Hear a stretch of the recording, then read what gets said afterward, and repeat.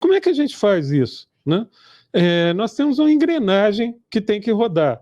Primeiro, a gente colhe uma amostra linguística desse indivíduo, seja ele um profissional, no nosso caso aqui um aluno. Essa amostra linguística, em vários dos cenários que nós temos, é colhida de formas diferentes. No caso das escolas, por dever de ofício, o aluno deve escrever. Então, essa amostra linguística vai ter algo em torno de 400 palavras. É uma redação que ele faz no seu dia a dia, não mais que isso, tá? E que vai ser alimentada na plataforma. Através dessa amostra linguística, que tem um roteiro sugestivo, não são perguntas determinantes, apenas perguntas para orientar que ele faça uma redação. Para facilitar para você que está me ouvindo, pensa assim, ele vai escrever sobre ele mesmo, é o que a gente chama de uma redação intimista, em que ele fala de si mesmo, do seu círculo mais próximo, das suas relações. A psicolinguística vai ser usada aí, e ela não é nova. A psicolinguística ela começa a nascer no final do século XIX, tá? É bom lembrar que por volta de 1901, Freud escreve um livro chamado Psicopatologia da Vida Cotidiana. Nesse livro, Freud explora o que a gente chama de atos falhos, né? Ele começa a relacionar comportamentos e perspectivas humanas com o fato da gente esquecer determinados nomes. Por exemplo, ele diz, esquecer o nome de uma pessoa significa um certo sentimento de negação em relação a essa pessoa. É um livro fininho, fácil de ser lido, um pouco denso, mas que começa a mostrar essa exploração da relação entre o que as pessoas falam, no caso de Freud, o que ela deixa de falar, e os seus sentimentos e os seus traços.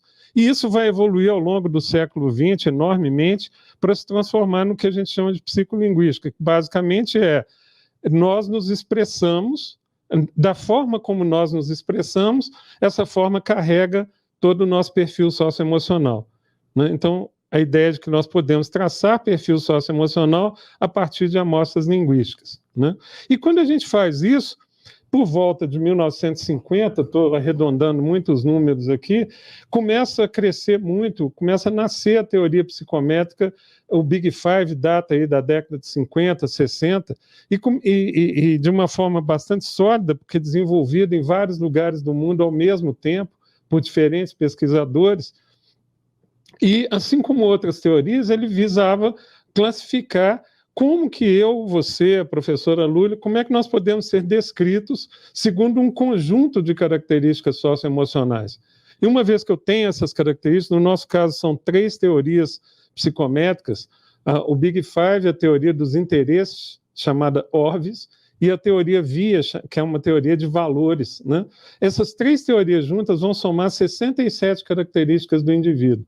Então, resumo, eu tenho a psicolinguística, eu tenho a psicometria, e esquece inteligência artificial. Se eu combino essas duas coisas, eu consigo analisar uma pessoa, mas até 2011, isso era praticamente impossível de ser feito em escala. E aí entra, na engrenagem aqui, nossa parte 3, entra o machine learning.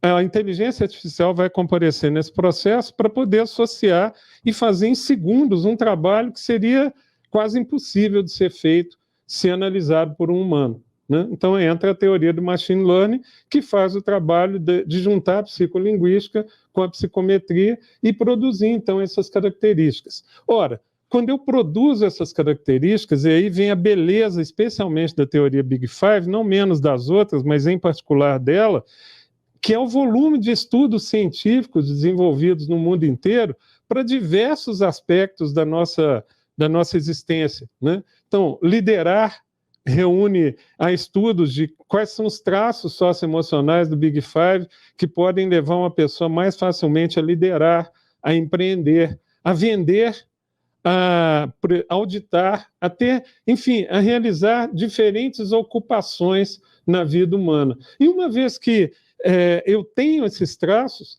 eu consigo começar, então, a analisar os grupos. Eu consigo saber não só a respeito do indivíduo, mas a respeito dos grupos aos quais ele pertence ou possa vir a pertencer.